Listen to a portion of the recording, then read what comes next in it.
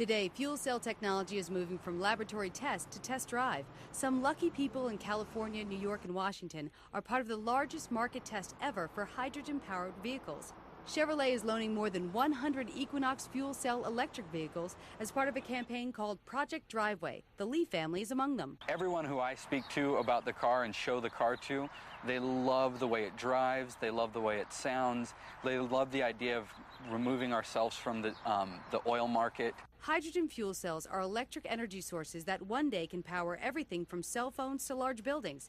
For your vehicle, they provide zero-emission power and they use no oil. Hydrogen-fueled vehicles are a few years down the road, but there's also been a lot of progress there. In many cases, most of the major auto manufacturers have hydrogen programs. They're drive like normal vehicles. They're being put in the hands of real consumers.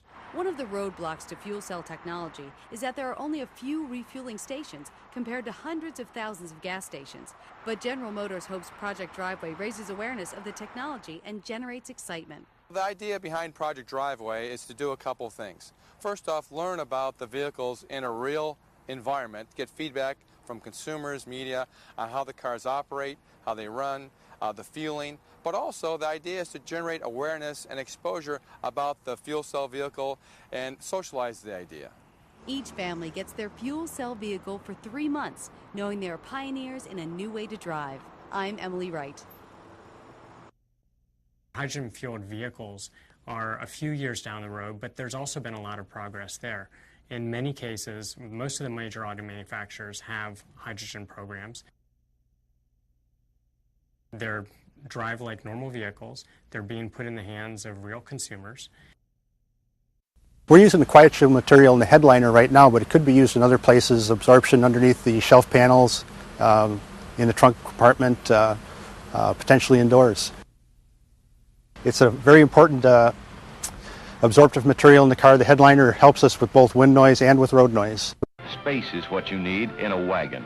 For many, they were the original utility vehicle. Now, the station wagon is all but forgotten in the U.S., as Americans fell in love with rugged SUVs and preferred their cars with trunks. But in the rest of the world, wagons rule the road. Europeans are very, very into wagons, and in fact, in Germany, wagons are typically considered, particularly by young folks, as being the more fashionable option than the sedan. But wagons might be making a comeback here.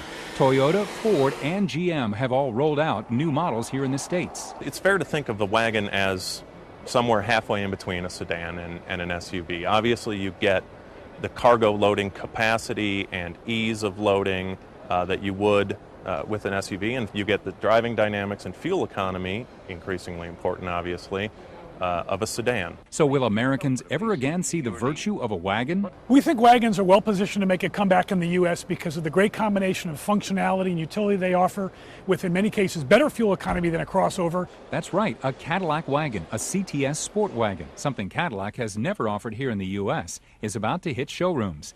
Edmunds thinks a wagon in the Cadillac lineup will help the brand as it expands globally and will win converts here with its luxury and utility mix, along with some pretty decent fuel economy numbers.